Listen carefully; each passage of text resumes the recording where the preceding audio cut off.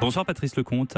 Bonsoir. Jean Rochefort est mort, vous perdez un ami.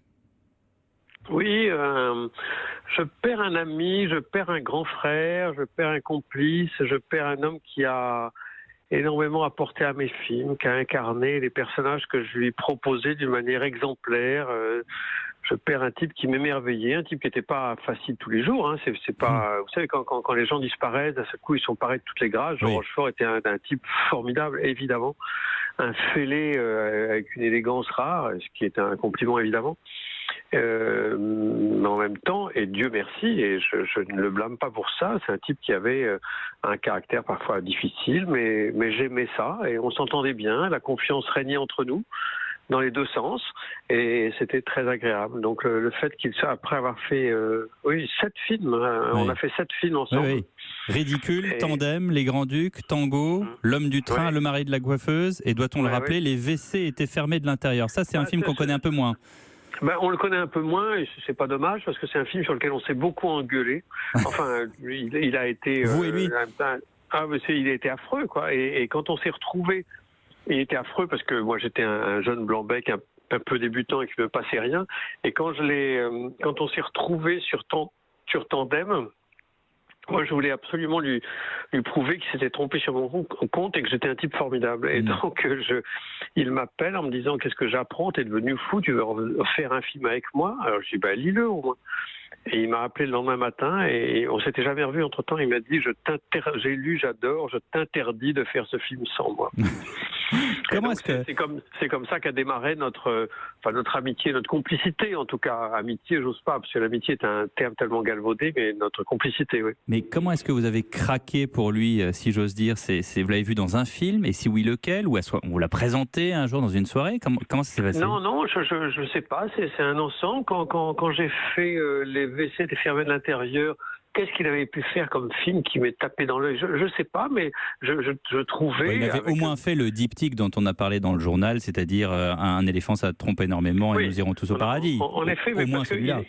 Il avait, puisque c'était l'adaptation d'une bande dessinée de Gottlieb, les inspecteurs Bougret et Charol se livrent à une enquête à la con, n'ayons pas peur des mots, et avec Gottlieb, quand on pensait à l'inspecteur, au commissaire, on pensait à Jean Rochefort, parce qu'on trouvait que c'était... qu'il incarnait cette espèce d'esprit de dérision élégante, ce côté un peu british de la parodie. Enfin, ça nous paraissait évident, quoi. Mais ça peut paraître évident, mais après, il s'agit quand même de contacter, comme vous le dites, vous étiez plus jeune, un acteur qui a quand même sa place. Comment on fait? On prend son téléphone et on dit: bonjour Monsieur Rochefort, j'aimerais tourner avec vous. Alors, je sais plus très bien comment ça s'est fait. Je crois que ça s'est fait assez facilement parce que j'avais contacté Coluche.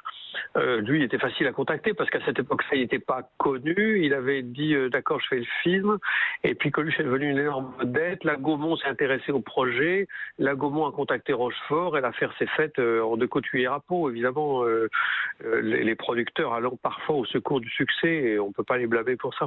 Quel genre d'ami était-il? On connaît l'homme au cinéma, derrière un écran, mais comment est-ce qu'il était à table, dans un jardin, dans une voiture? Alors c'est curieux parce que il y avait à l'évidence une complicité, une confiance entre nous assez grande, et il avait confiance en moi quand je lui proposais un projet.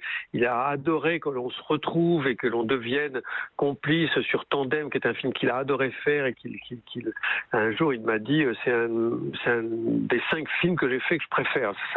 C'était la Légion d'honneur pour moi, hein, franchement, parce que c'est vrai qu'un type qui a fait 140 films, quand vous êtes dans le top 5, c'est quand même plutôt plaisant. Et bien qu'on se soit retrouvés sur Tandem et qu'on ait fait tous ces films assez formidables ensemble, enfin, je parle pas des films, ce serait très prétentieux de dire que je fais des films formidables, mais enfin, cette collaboration entre nous, les personnages que je lui ai proposés et comment il les a emmenés en haut, je me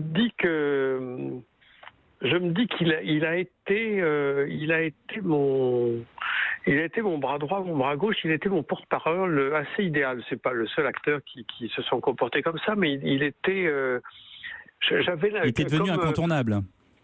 Incontournable, je sais pas, parce que j'ai fait des films sans lui quand même, mais Heureusement, c'est la diversité. De la même manière que Flaubert disait Madame Bovary c'est moi, Oui. j'aurais presque pu dire Jean Rochefort c'est moi, parce qu'il était, je lui disais souvent j'aimerais bien être comme toi à ton âge, parce que ce côté si peu raisonnable, si joliment fêlé qu'il avait, ça m'a toujours enchanté, quoi.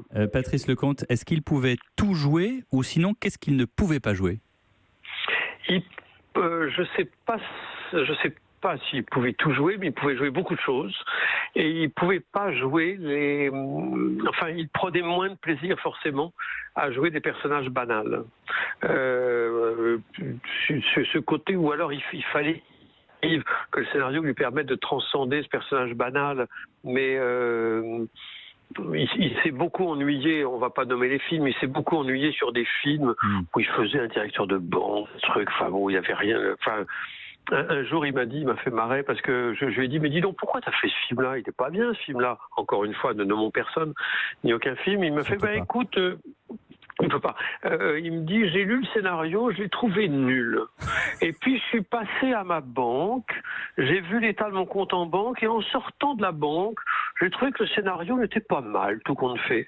Et c'est vrai qu'il a fait parfois des films, et on peut pas du tout lui en vouloir, il a fait des films sur lesquels il s'est ennuyé comme un rat, mais il y avait d'autres raisons pour cela. Hein.